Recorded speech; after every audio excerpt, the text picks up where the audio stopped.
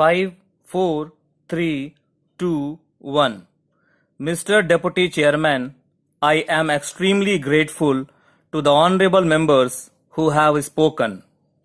In fact, it is very rare, as I said, that law made in 2013 has to be reviewed because it is an act with 470 sections. Therefore, a lot of representations had started coming in the moment this act was notified.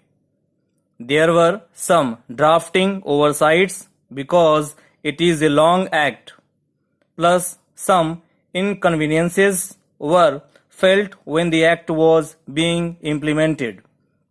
We therefore held consultations with all stakeholders and we were able to identify several points which required to be revisited.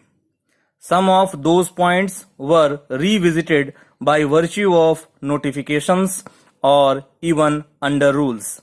For example, one of the issues that my friend from the opposition has raised is with regard to a large number of private limited companies and the provision of very onerous nature being made applicable to them.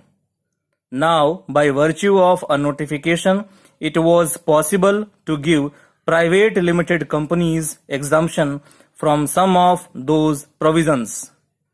And therefore, those exemption notifications have been given and the pain of some of those provisions has been diluted by that particular process.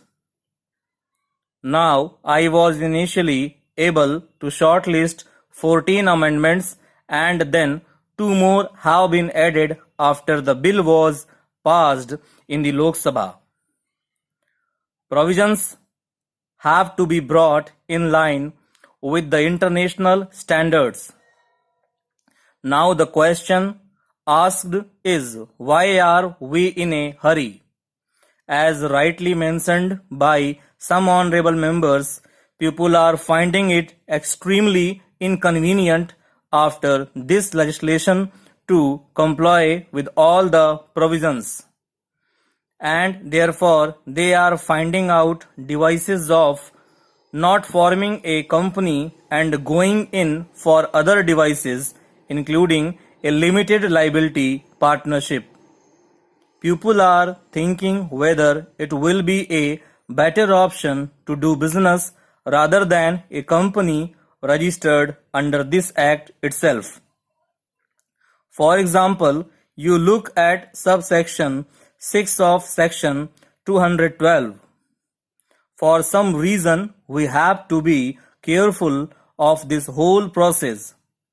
About 4 years ago, even in the Customs Act, this provision was brought in. So, a provision for bail which was considered very onerous even for anti-terrorism law is brought in for violation of the Companies Act. So it was earlier brought in under the Customs Act. When I had pointed it out to the then Honorable Finance Minister, he withdrew it being an onerous provision.